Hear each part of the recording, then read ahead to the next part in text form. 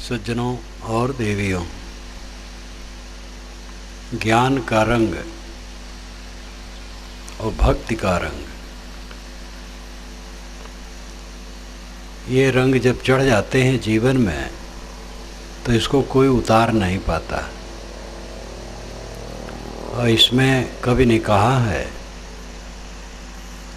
कि जिस रंग में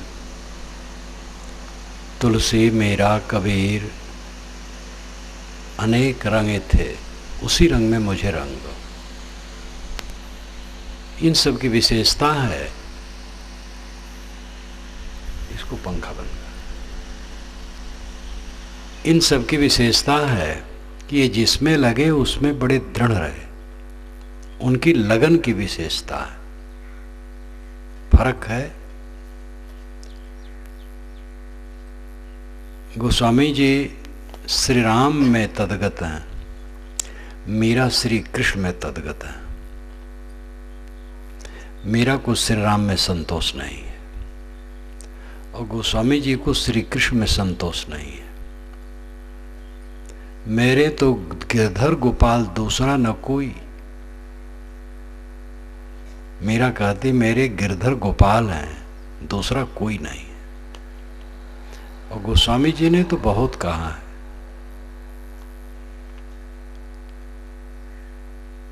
उन्होंने तो यहाँ तक कहा है कि तुलसीदास सब भांति परम प्रिय पूज्य प्राण ते प्यारो, जाते होए स्नेह राम पद तो मतो हमारो। मेरा मत है कि जिससे राम के चरण में प्रेम हो वही सब हमारे लिए ठीक है। अंजन कहाँ आँख जे फूटे वो तो कहूँ कहा लो। वो आंचल किस काम का जिससे आँख फूट जाए। जाके प्रिय न राम बै देही, तजिए ताह कोट बैरी समझद्य परम सने। शुरू ही में एकदम जिसको राम और वैदेही प्रिय न हो उनको करोड़ों शत्रु के समान त्याग दो, चाहे परम प्रेमी हो। बड़ा कठोर वचन है। राम वैदेही सबको तो प्रिय नहीं है। मीरा को ही राम वैदेही प्रिय नहीं है। तो सगुण उपासना की बात ऐसे ही है, जो जहां चिपक जाते हैं उसके अलावा उनको कुछ नहीं दिखाई देता। कबीर साहब के प्रति भी जो चिपक जाते हैं कि कबीर परब्रह्म परमात्मा है, और कबीर को जो नहीं मानता है, काल निरंजन ने उसको भटका दिया है और वो जहन्नुम में जाएगा। तो कबीर के अलावा वो किसी को नहीं समझ सकते।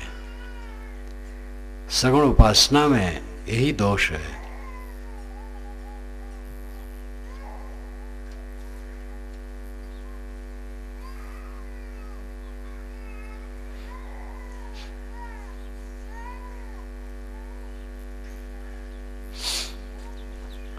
सगुण उपासना का अपना महत्व है और आदमी पहले सगुण उपासना करता है, लेकिन सगुण उपासना खंड खंड है। किसी महापुरुष में कोई जुड़ा है, किसी में कोई जुड़ा है, किसी में कोई जुड़ा है, और इसको लेकर के इतनी जिद्द है कि दूसरे का नाम न लो। ये उनका दोष है। जो कृष्ण को मानता है कृष्ण को माने, जो राम को मानता राम को माने, जो शिव को मानता शिव को माने, जो मोहम्मद को मानता ईसा को मानता उसको माने, जो कबीर और नानक को मानता उसको माने। सबकी साधना से लाभ है। अपने अपने इष्ट में मन लगाने से मन एकाग्र होता है, सबको लाभ है। उसमें गरियाने की जरूरत नहीं है कि जो राम को नहीं मानता वो सोर कुत्ता गधा है, जो कृष्ण को नहीं मानता वो नरक में जाता है, जो कबीर को नहीं मानता वो नरक में जाता है। गरियाने की जरूरत नहीं। लेकिन सनक ऐसी हो जाती है कि आदमी का चित्त निर्दोष नहीं रहता है। अपने इष्ट के सामने वो दूसरे को कुछ भी नहीं समझता है। तो ये भक्ति का उल्टा हो जाता है। कि कबीर परब्रह्म परमात्मा है। और कबीर को जो नहीं मानता है, काल निरंजन ने उसको भटका दिया है और वो जहन्नुम में जाएगा। तो कबीर के अलावा वो किसी को नहीं समझ सकते। सगुण उपासना में यही दोष है। सगुण उपासना का अपना महत्व है और आदमी पहले सगुण उपासना करता है, लेकिन सगुण उपासना खंड खंड है।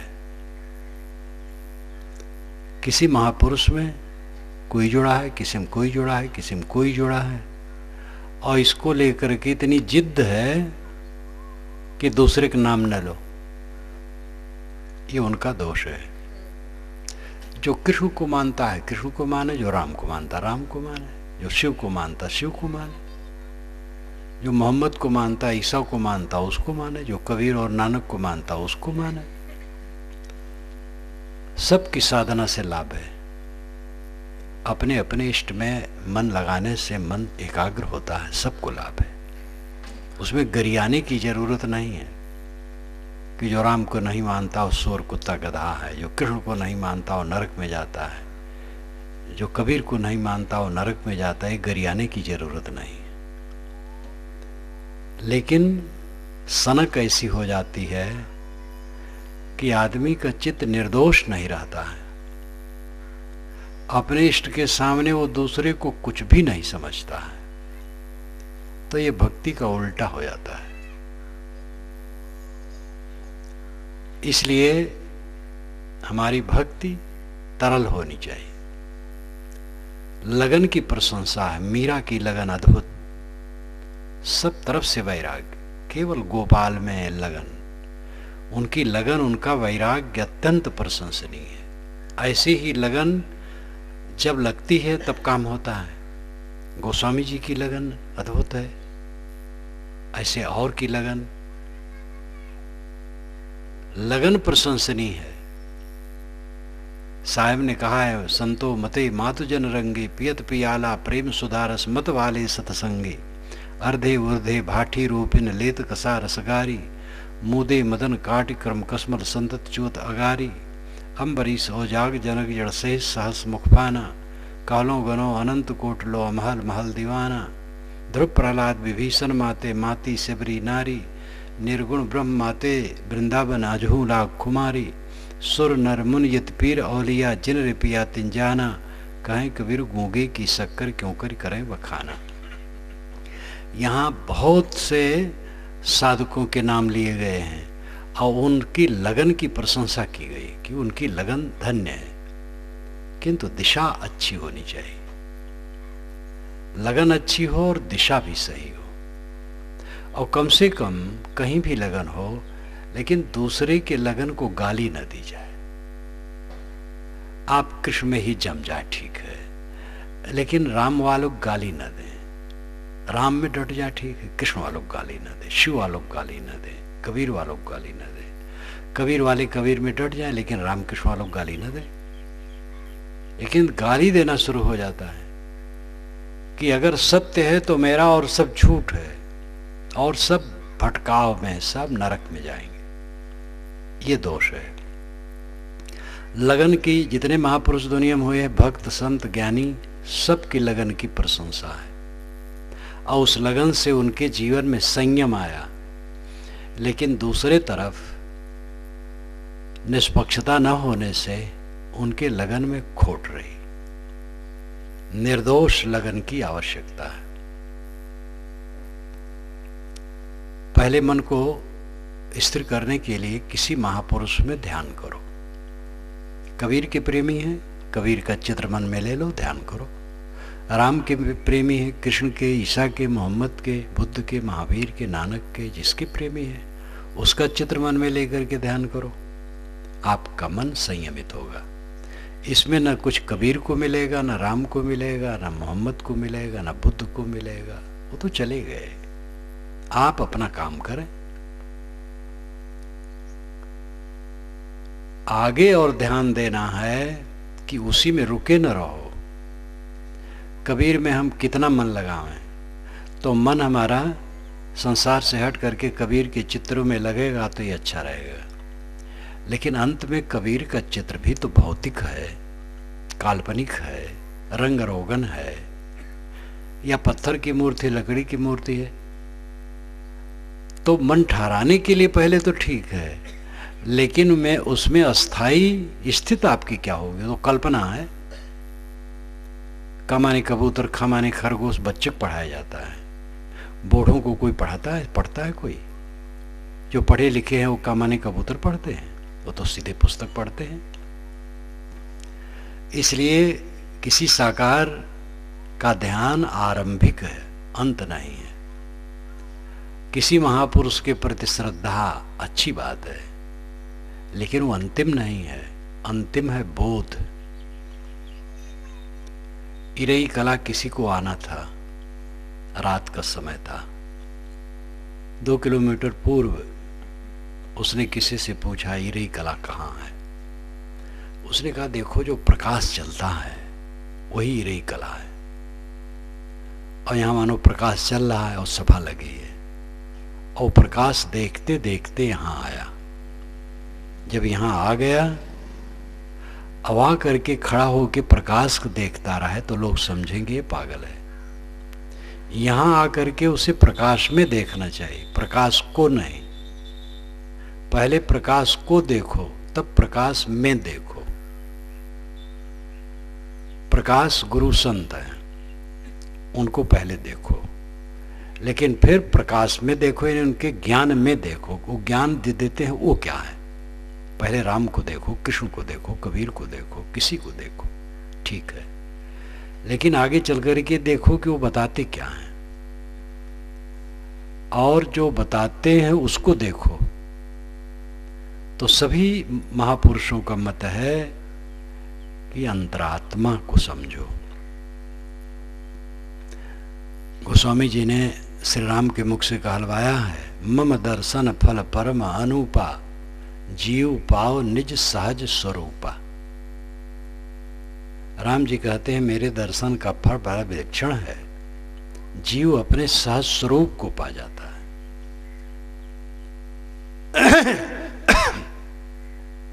कबीर साहब कहते हो हुजूर ठाड़ कहता हूं तय क्यों धोखे जन्म गवाओ। मैं खड़ा होके कहता हूं तू हुजूर है, सम्राट है, परमात्मा है, क्यों धोखे में जन्म गंवा रहा है? क्यों रो रहा है? क्या तेरा घट गया? क्या मिट गया? क्या छूट जाएगा? क्या बिगड़ जाएगा? दुनिया के सारे पदार्थ और प्राणियों की देहें पानी के बुलबुले की तरह बनने मिटने वाली हैं, ये रुकने वाली है ही नहीं। इसके लिए क्या रोता है? बाबे दादे के शरीर फूट गए, मकानात फूट गए। 100 वर्ष का पहले मकान आपके गांव में कहीं है? बड़े बड़े शहरों में 100 वर्ष पुराना मकान कम होता है, पक्का मकान भी 100 वर्ष में जीर्ण हो जाता है। और ये काल अनंत है, इसमें किसका क्या रखा है?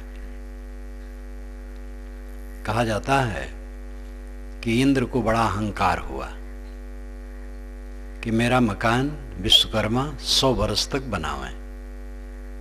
और इंद्र तो देवताओं का राजा, विश्वकर्मा को बुलाया और कहा तुम्हें मेरा मकान बनाना है और 100 वर्ष तक उसमें बनाना है।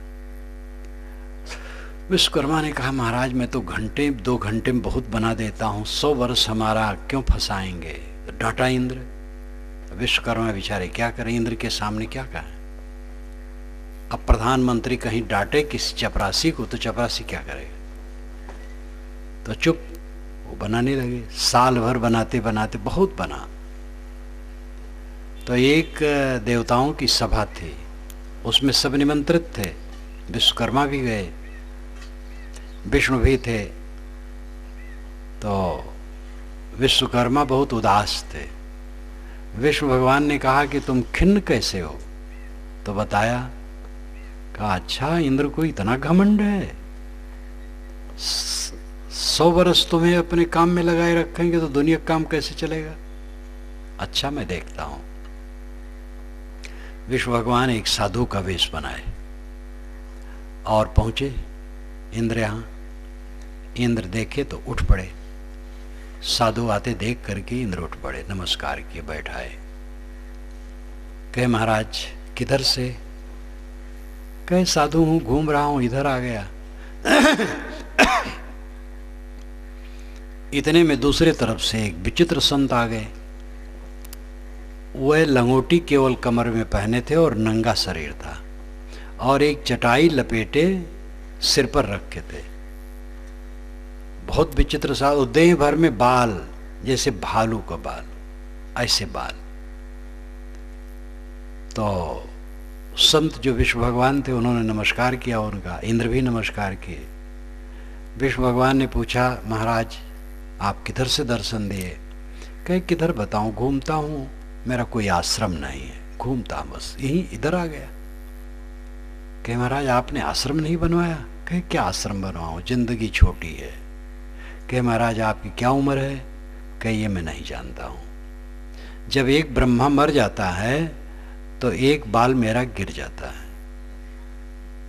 हजारों बाल गिर चुके हैं, हजारों ब्रह्मा मेरे सामने मर चुके हैं। और ब्रह्मा की आयु कितनी होती है आप लोग जान लीजिए। हम लोगों के 4 अरब 32 करोड़ वर्ष जब बीतते हैं तो ब्रह्मा का दिन होता है, और इतने की रात। हम लोगों के 8 अरब 64 करोड़ वर्ष जब बीतते हैं तब ब्रह्मा के 24 घंटे।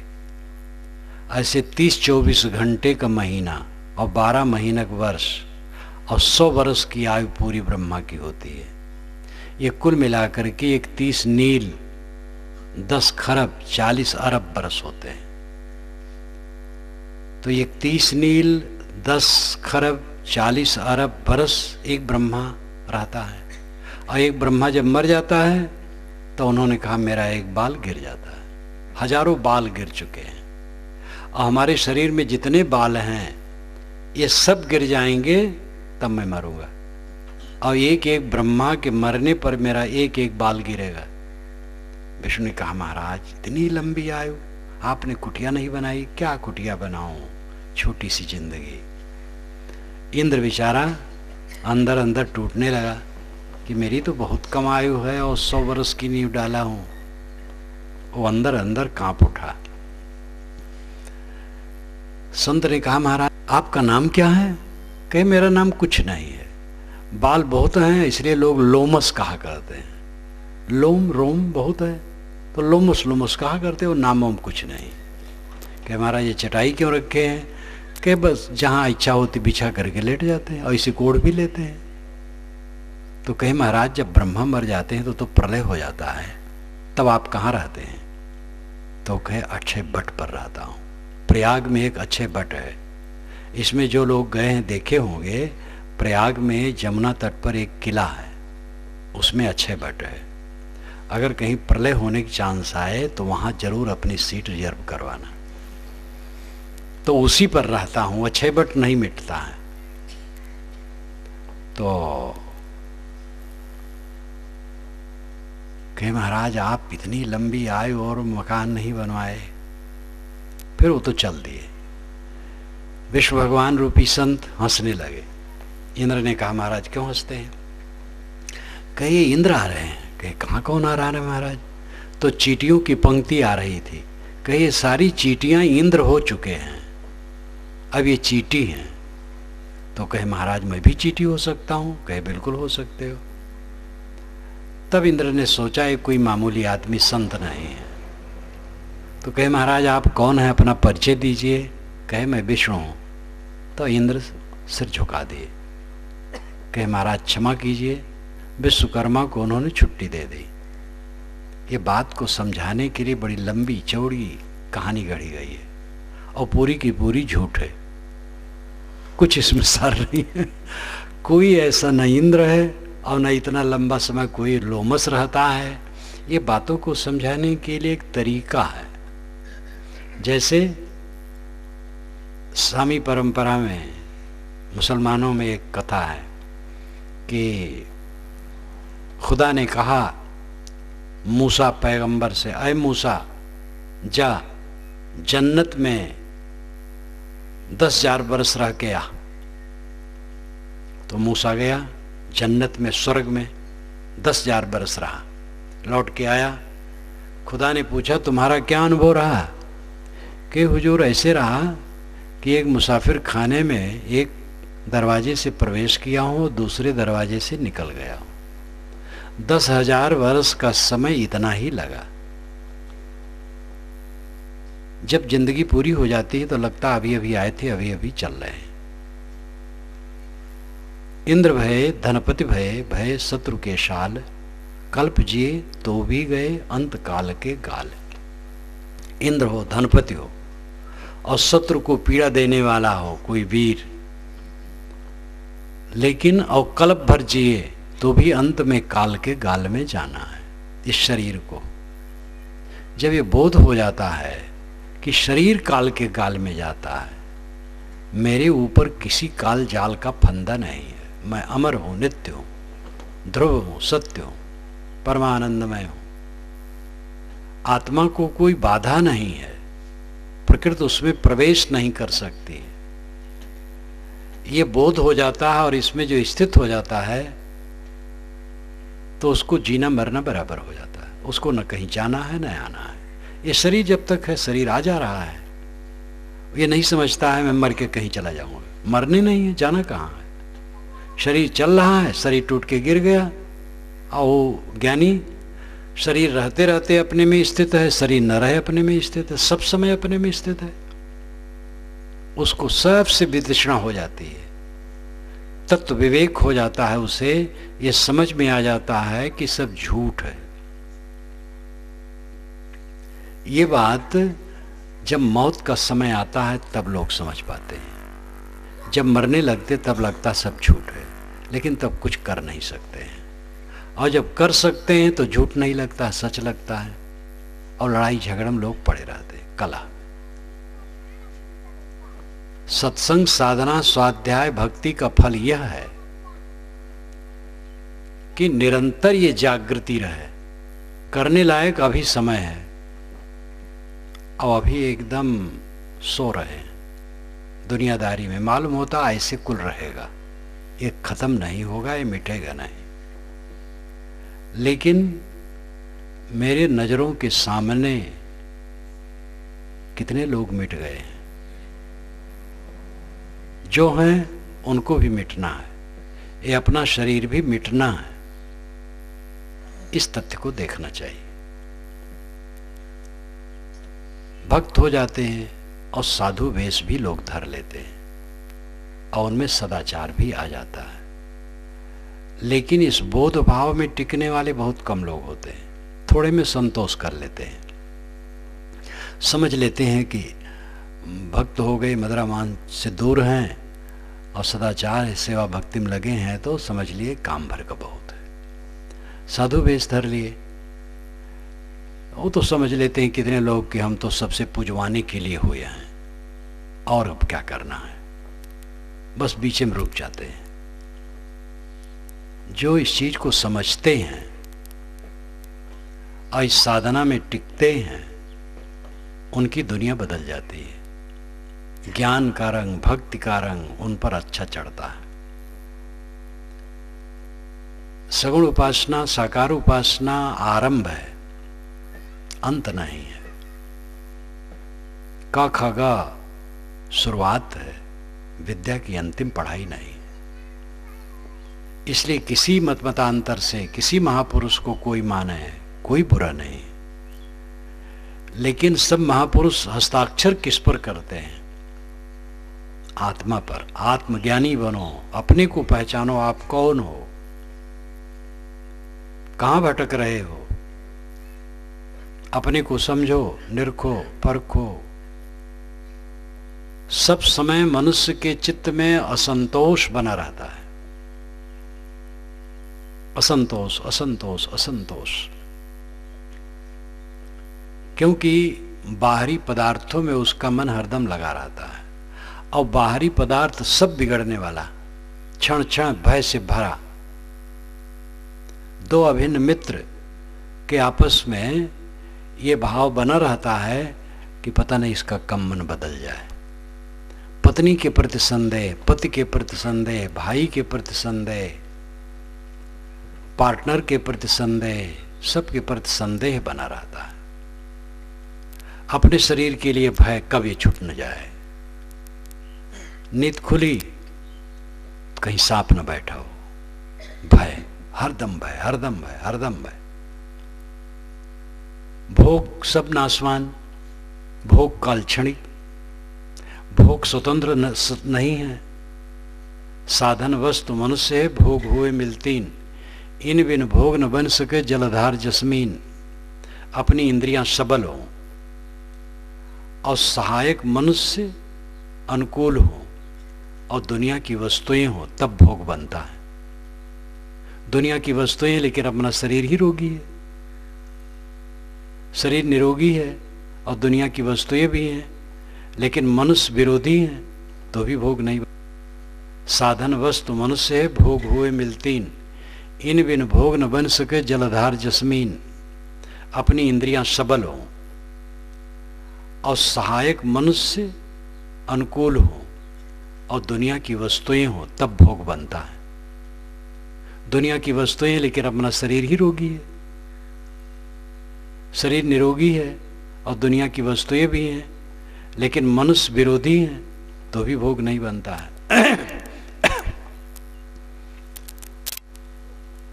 मनुष्य अनुकूल है, शरीर भी निरोग है, पदार्थ ही नहीं है, तो भोग कैसे बने।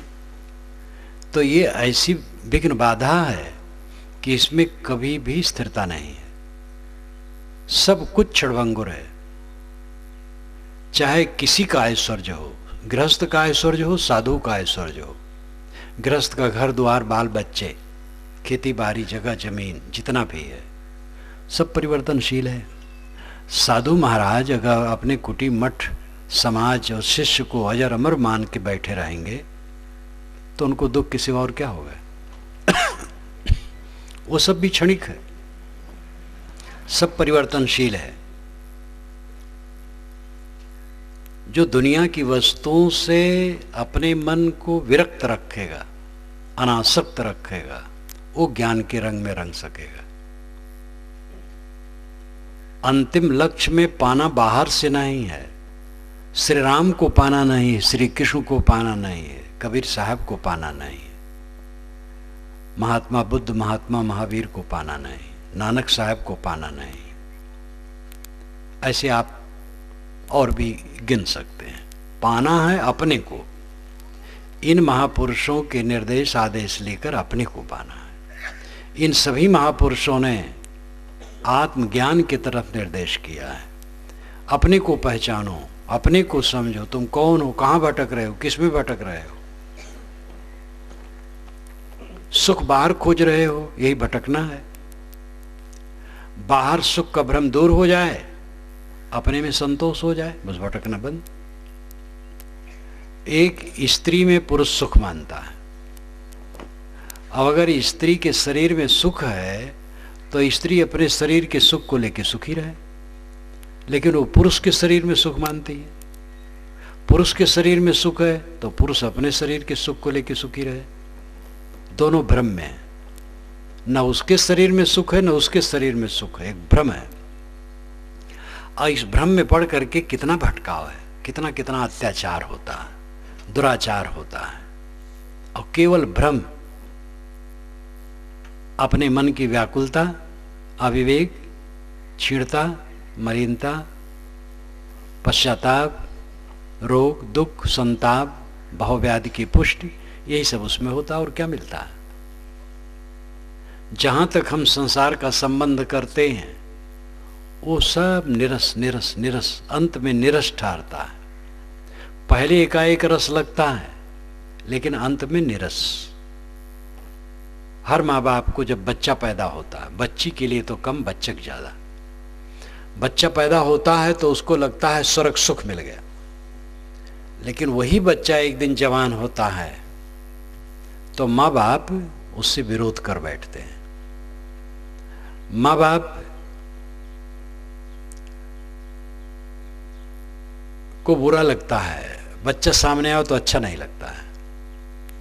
लड़का जवान है, विवाह हो गया है, अपनी पत्नी बच्चों के साथ है, और उसके मन में अंतर हो गया है, और माता पिता और भ्रम करके अपने चित्त को दूर कर लिए, तो अब बच्चा खटकता है, वही बच्चा जो बहुत प्यारा था अब खटकता है। विवाह जब होता है, दूल्हा दुल्हन एक दूसरे के प्रति कितने आकर्षित होते हैं। कुछ दिनों तो एक दूसरे को हरदम देखने ही की इच्छा में रहते हैं, और एक दिन ऐसा आता है जब एक दूसरे को फूटी आंख से देखना नहीं चाहते। जो एक दिन स्त्री और पुरुष स्वर्ग लगते थे वही एक दिन नरक लगने लगते हैं।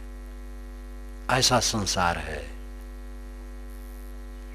संसार में एकाएक लगता है रमणीयता, भयंकरता है, रमणीयता नहीं है। मृत्यु निश्चित है, सब कवियोग निश्चित है, सारी गहमा गहमी अंत में विषाद के रूप में बदलना है। मृत्यु निश्चित है।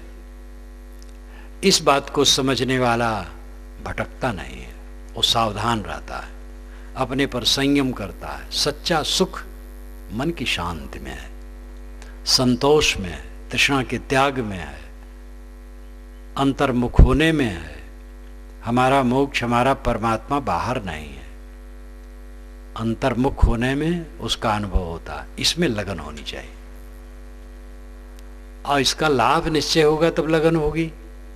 जब मनन चिंतन करे, उधर बढ़े, तो लाभ निश्चय होगा। चाय का प्रचार जब पहले किए हैं तो चाय वाले गाड़ी में बैठकर छोटे छोटे बाजारों में, कस्बों में, गांवों में जाते थे। थोड़े बड़े गांव में जाते थे और कस्बे बाजार में जाते थे, और वहाँ कहते थे कि पहले बोलते थे, फिर लोग इकट्ठे होते थे तो कहते, देखो भाई चाय बहुत बढ़िया चीज़ है, इसको आप पीजिए, देखिए। खूब उसकी बड़ाई करते थे, और चाय बना करके मुफ्त बांटते थे। आज कोई ऐसा करता है? आज तो छोरहो पड़ा है चाय के लिए, चारों तरफ चाय चाय चाय। सबको आदत लग गई चाय की, अब प्रचार नहीं करना पड़ता है। दुनिया की वस्तुओं में ऐसे लोग चिपक जाते हैं, आत्मज्ञान के विषय में समझ नहीं पाते हैं, लेकिन जो समझ जाएगा वो ऐसे ही चिपक जाएगा, तो छोड़ेगा नहीं। चाय और दुनिया की वस्तुओं में तो क्षणभंगुरता है। जो आत्मज्ञान में लग गया और उधर उन्मुख हो गया, अंतर्मुख हो गया, फिर क्या पूछना, सदा आनंद कंद है।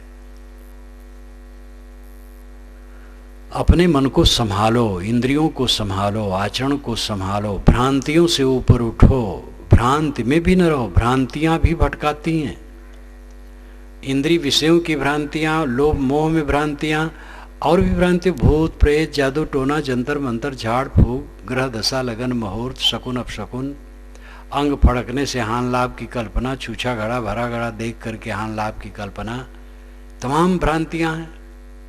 छूछा घड़ा से कोई हान लाभ नहीं, छूछा घड़ा देखो कोई हानि नहीं, भरा घड़ा देखने से कोई लाभ नहीं। कोई छींक दे कुछ नहीं बिगड़ेगा, कोई टोक दे कुछ नहीं बिगड़ेगा। सब दिशाएं मंगलमय है, जिस दिशा में जिस दिन जाना चाहो कोई परवाह मत करो।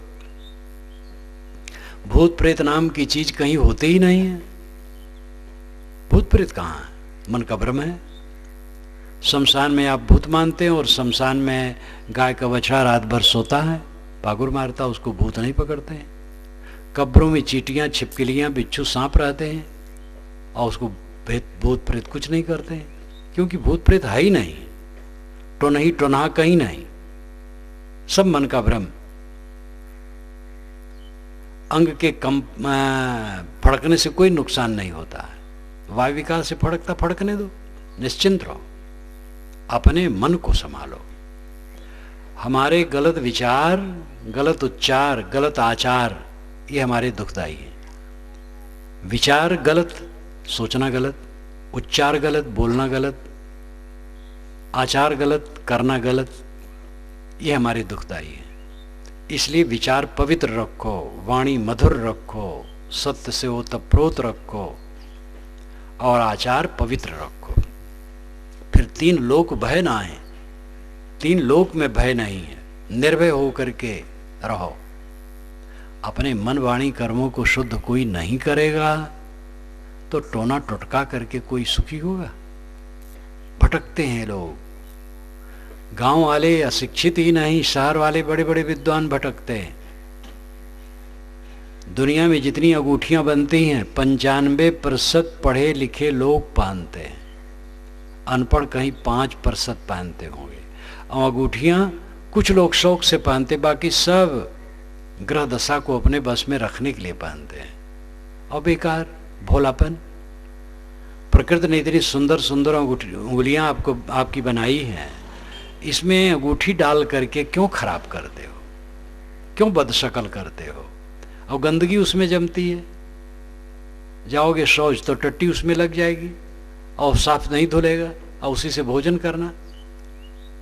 लेकिन पढ़े लिखे लोग पहनते हैं, कितने लोग तो उनकी उंगलियां घट जाती हैं, अंगूठियां बढ़ जाती हैं। एक एक उंगली में 2-2 अंगूठियां, 3-3 अंगूठियां। कानपुर में तो मैंने एक व्यक्ति को देखा अंगूठे में भी अंगूठी अजब आदमी था वो। तो कितना भटकाव है। ये बड़ी बड़ी जो गुरघंटाल हैं भारतवर्ष में, भटकाने वाले जो अवतार बनते हैं और सिद्ध बाबा बनते हैं, ये सब किसको भटकाते हैं? ये गांव वालों को भटकाते हैं, अनपढ़ों को। ये पढ़े लिखे लोगों को, शहर वालों को भटकाते हैं। बड़े बड़े मंत्री, बैरिस्टर, जज, आईजी, डीआईजी और कमिश्नर, कलेक्टर, इन सबको भटकाते हैं। इसलिए पढ़े लिखे होने से सत्य बोध हो जाता है, ऐसी बात नहीं है। कोई कानून पढ़े है तो अच्छा वकील हो जाएगा, जज हो सकता है। इंजीनियरिंग में कोई पास है, इंजीनियर हो जाएगा। चिकित्सा पढ़े, डॉक्टर हो जाएगा। लेकिन वस्तु बोध, सही विवेक, ये बिल्कुल अलग चीज है। ये जड़ चेतन का निर्णय निष्पक्ष दृष्टि से करने से सत्य का बोध होता है और भटकाव बंद होता है। इतना समझना चाहिए कि मुझे तकलीफ देने वाला कोई भगवान और शैतान नहीं है, और कोई सुख देने वाला भी कोई भगवान शैतान नहीं है। हमारे अपने बुरे कर्म, बुरे विचार, बुरी वाणी हमें दुख देती है, और अच्छे कर्म, अच्छे विचार, अच्छी वाणी ये सुखदायी है। अपने ऊपर कुल निर्भर करता है, इसलिए अपने को संभालो, अपने को सुधारो। लगन इसमें होनी चाहिए। लगन अनेक प्रकार की हो जाती है। लगन की प्रशंसा है। अब मीरा एकदम दीवानी हो गई राजघराने की, लेकिन छोड़ छाड़ करके एकदम कृष्ण के पीछे मस्त हो गई, वैराग्य हो गया दुनिया भर से, तो उनकी लगन की प्रशंसा है। लेकिन दिशा स्थूल है। एक व्यक्ति के विषय में वो चिपकाहट अंतरात्मा की तरफ बढ़ना चाहिए। ऐसे और का है कहाँ? जहां कोई एक देहधारी के प्रति चिपक गया तो बीच में रह गया। देहधारी से ऊपर उठना चाहिए। जो सत्य है वो देहातीत है, शुद्ध बुद्ध चैतन्य है, ज्ञान स्वरूप है। श्रुतियां यही कहती हैं। चारों वेदों में, 6 शास्त्रों में, समस्त उपनिषदों में किसी देहधारी की उपासना नहीं बताई गई है। आत्मज्ञान, आत्मा की उपासना बताई गई है। आत्मा उपासनी है। पूर्व एकादश द्वार मजस्यावकृत चेतसा अनुष्ठान सोचत विमुक्तस्य विमुच्यते, ये श्रुति वचन है। पूर्व एकादश द्वार मजस्यावकृत चेतसा, 11 दरवाजों का शरीर, ये पुर है, नगर है शरीर, 11 दरवाजों का है।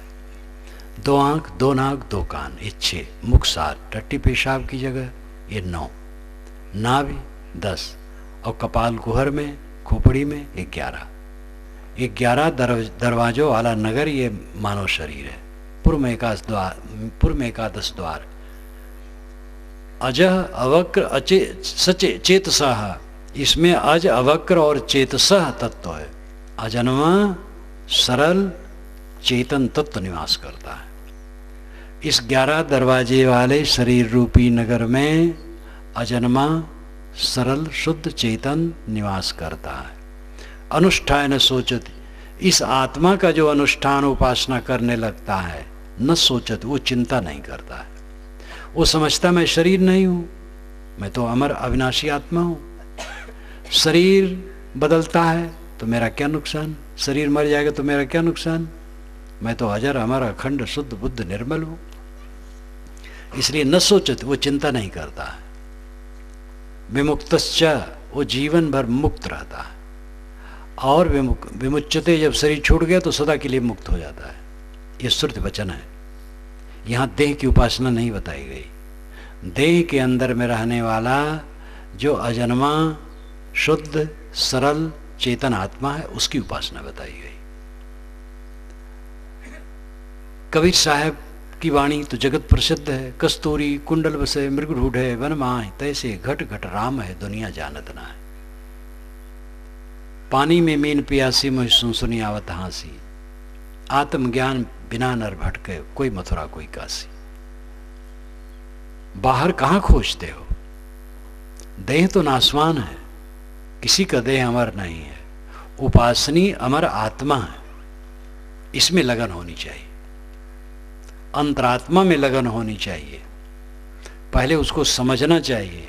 हर इंसान ये समझे कि मैं देह नहीं हूं, मैं प्राण नहीं हूं, मैं मन नहीं हूं, मैं बुद्धि नहीं हूं, मैं अहंकार नहीं हूं, मैं शुद्ध चेतन हूं। देह तो हड्डी मांस का ढांचा है, और प्राण जितना शरीर में वायु शक्ति है, वायु का अंश वो प्राण है। और मनो में संकल्प विकल्प और बुद्धि, जानकारी का खजाना, ये सब मैं नहीं हूं। मैं तो शुद्ध चेतन मात्र हूं, ज्ञान मात्र हूं। और मेरे में कोई तकलीफ नहीं, कोई पीड़ा नहीं, कोई संताप नहीं, कोई दुख नहीं। ये तो देह को मान मान करके दुख होता है। अपने को मानता मैं साला हूँ, जीजा हूँ, ससुर हूँ, दमाद हूँ, समधी हूँ, लमधी हूँ, लड़का हूँ, पिता हूँ, पुत्र हूँ, सुखी हूँ, दुखी हूँ, रोगी हूँ, निरोगी हूँ, निर्धन हूँ, धनी हूँ, अपमानित हूँ, सम्मानित हूँ। शरीर में अपने को चिपका करके सारा प्रपंच इकट्ठा हो जाता है। और जब ये बोध होता है मैं शरीर नहीं हूँ, शुद्ध बुद्ध निर्मल हूँ, शरीर विकारी है, कूड़ा कचड़ा, इसका नाम झूठा, रूप झूठा, मिथ्या, आजकल में रहेगा ही नहीं। और इसके हान लाभ, इसके सम्मान अपमान में चिपक करके मैं अपने को दुखी बनाऊं, तो इससे अधिक मूर्खता क्या होगी? तो सबसे विरक्त अनासक्त आत्मलीन साधक परमानंदमय होता है। इसमें विरह लगानी चाहिए। आत्मज्ञान को समझो, आत्मज्ञान की विरही बनो। आपका अखंड भवन, आनंद भवन, अभेद्य किला आपके भीतर है। बाहर सब क्षणभंगुर है, सब भय से भरा है, सब परिवर्तनशील है। निर्भय पद भीतर है।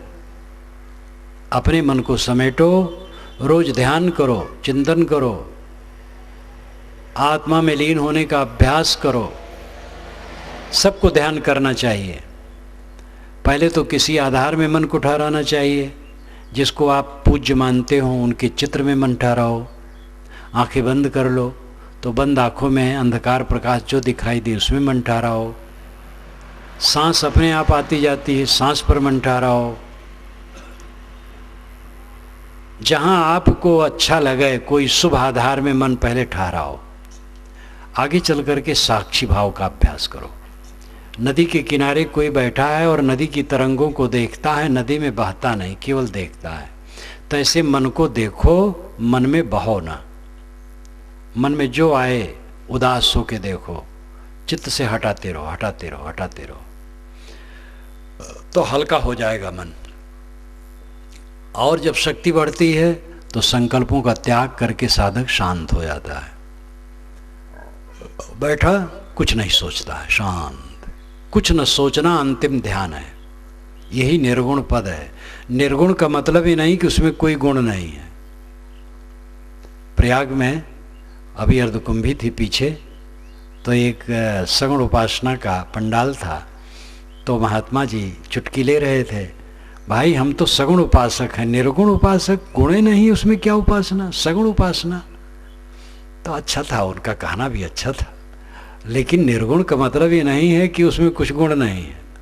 निर्गुण का मतलब है सतरजतम, 3 गुण जो भौतिक गुण है वो उसमें नहीं है, वो ज्ञान गुण वाला है। गुणातीत वो है। त्रिगुण विषया वेदा निस्त्रिगुण भवार्जुना, गीता में श्री कृष्ण महाराज कहते हैं, अय अर्जुन, वेद तो त्रिगुण की उपासना बताते हैं, तो त्रिगुण से परे हो जा। तो त्रिगुण विषया वेदा निस्त्रिगुण भवार्जुना, वेद त्रिगुण की उपासना में लगाते हैं तो तीनों गुणों से परे हो जा। त्रैगुण विषया वेदा निस्त्रिगुण भवार्जुना, नित्य सत्वस्थौ, नित्य सत्य में स्थित हो जाओ, अपने आप में लीन हो जाओ। तो आत्मा का अनुभव, और ये सरल है, कठिन नहीं है। लोग कहते हैं सगुण उपासना सरल है, निर्गुण उपासना कठिन है। गोस्वामी जी सगुण उपासना वाले थे, लेकिन वो कहते निर्गुण उपासना सरल है। वे कहते हैं निर्गुण रूप सुगम आते, सगुण जान नहीं कोय, सुगम अगम नाना चरित सुन मन मन भ्रम होय।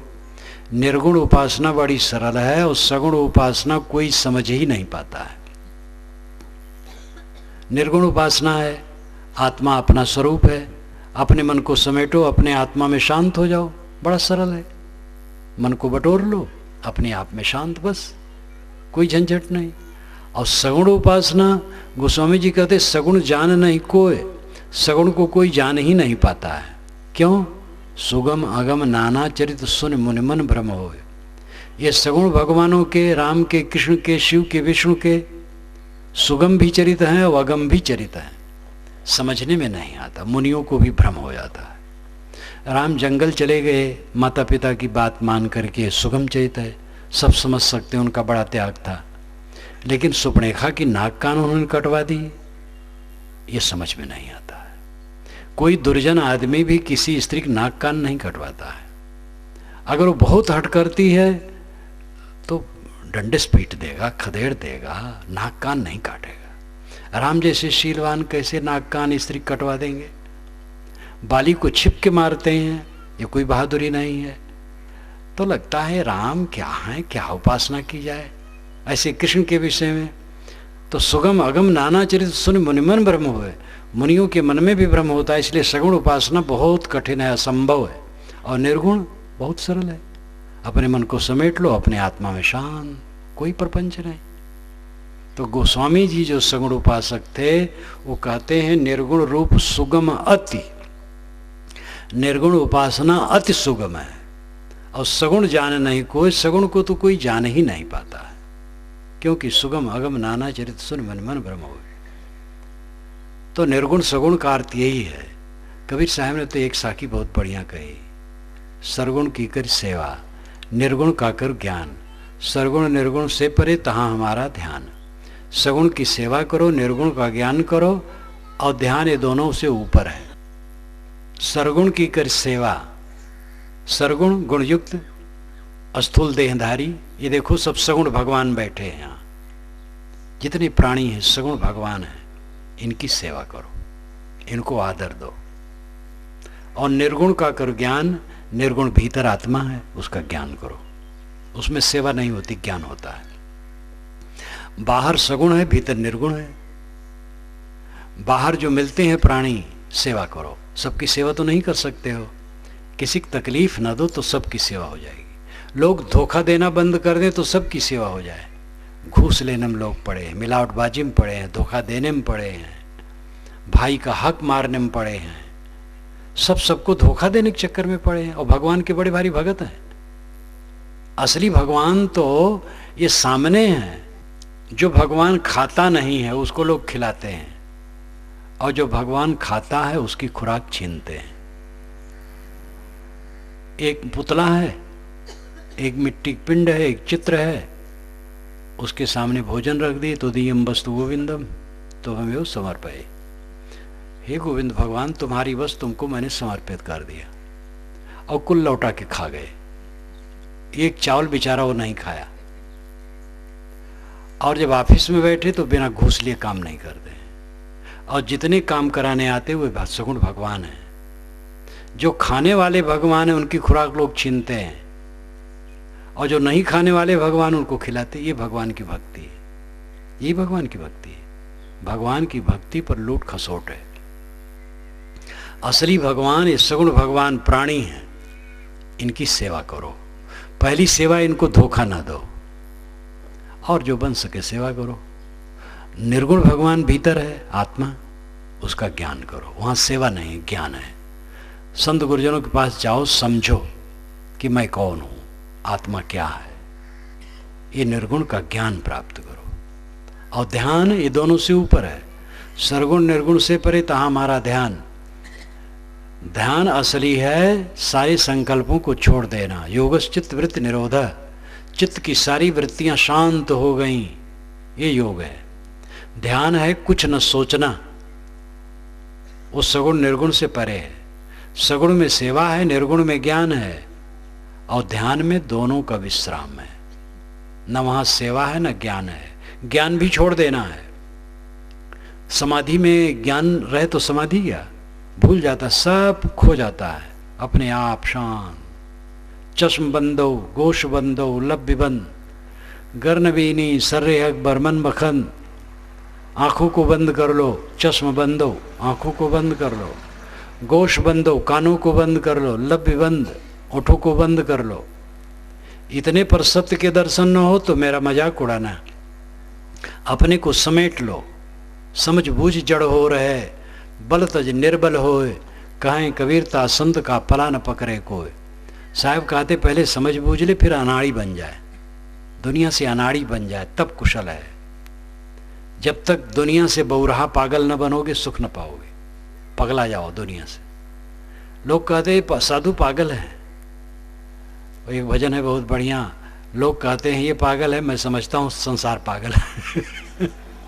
तो यहाँ पागल होने मतलब उन्मत्त नहीं, मतलब दुनियादारी की बुद्धिमानी छोड़ दो, अनाड़ी बन जाओ, सरल बन जाओ, बालकवत बन जाओ।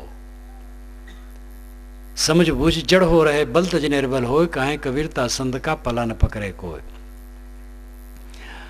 ज्ञान और सेवा ये दोनों से ऊपर ध्यान है। सगुण की सेवा है, निर्गुण का ज्ञान है, और ध्यान की अवस्था में सन्नाटा शांत, वहाँ शुद्ध चेतन तत्व मात्र है और कुछ प्रपंच नहीं है। ये बात समझने से समझ में आएगी, ध्यान से अनुभव में आएगा। पहले शुरुआत करो, संतों की संगत में बैठो, ज्ञान के ग्रंथ को पढ़ो, लगन करो, रोज रोज अकेले में बैठो, ज्ञान के ग्रंथ पढ़ो, सत्संग करो, साधना करो, चिंतन करो, मनन करो, अपने दोषों को घटाओ, और संतों से समझो कि मैं कौन हूं, मेरा कर्तव्य क्या है, जीवन का फल क्या है। समझते समझते तब बात समझ में आएगी, और सारा प्रलोभन छोड़ करके ये साधना बनेगा, नहीं तो नहीं बनेगी साधना। जब आदमी प्रलोभनों को करने से तो प्रलोभन जीतने में आते हैं। किसानी में लाभ है तो आदमी ठंडी में, गर्मी में, वर्षा में घर में नहीं बैठा रहता है, खेत में रहता है, क्योंकि लाभ निश्चय है। धान, गेहूं, चना, मटर सब कुछ खेत में रह करके काम करने से पैदा होंगे। घर में कोई गद्दा पर करवटें बदलता रहे तो ये सब थोड़े पैदा होगा। किसी प्रकार की उपलब्धि परिश्रम से होती है। तो जब लाभ निश्चय होगा तो अपने आप मन रम जाएगा, और फिर ज्ञान के रंग में चित्त रंग जाएगा। अरे दुनिया तो मिथ्या है, झूठी है दुनिया, किसी के साथ रहने वाली नहीं, किसी की रही नहीं है और किसी की रहेगी नहीं। 4 दिन की चांदनी फिर अंधेरी रात। इसलिए भजन साधन में लगो, संभालो अपने को, स्वाध्याय चिंतन में लगो, भक्ति में लगो। फिर करते करते जो आपको बहुत कठिन लगता हो सरल हो जाएगा। नहीं करोगे तो सब कठिन है, कोई भी काम कठिन है। बच्चे को पढ़ाया जाता तो पढ़ना थोड़े चाहता है, लेकिन जब उसको लाभ निश्चय हो जाता है तो फिर देखो कितने समय तक कहाँ कहाँ लोग पढ़ते हैं, देश विदेश जाके पढ़ते हैं। इसलिए लगन लगनी चाहिए। ज्ञान के रंग में, भक्ति के रंग में अपने जीवन को रंगो, नहीं तो इस पापी मन को माया अपने रंग में रंग लेगी। माया तो चारों तरफ से वैसे है जैसे तालाब में काई, काई हरी हरी काई होती है, और वो हाथ डाल करके हिलाओ तो इधर उधर हो जाती है, और जैसे हाथ निकाल लो फिर काई बराबर। ऐसे मन में विकारों की मोह माया की काई सबके है। विवेक द्वारा इसको प्रक्षालित करो, शुद्ध करो, और अपने जीवन का कल्याण करो। मैं अपनी वाणी को विराम देता हूँ।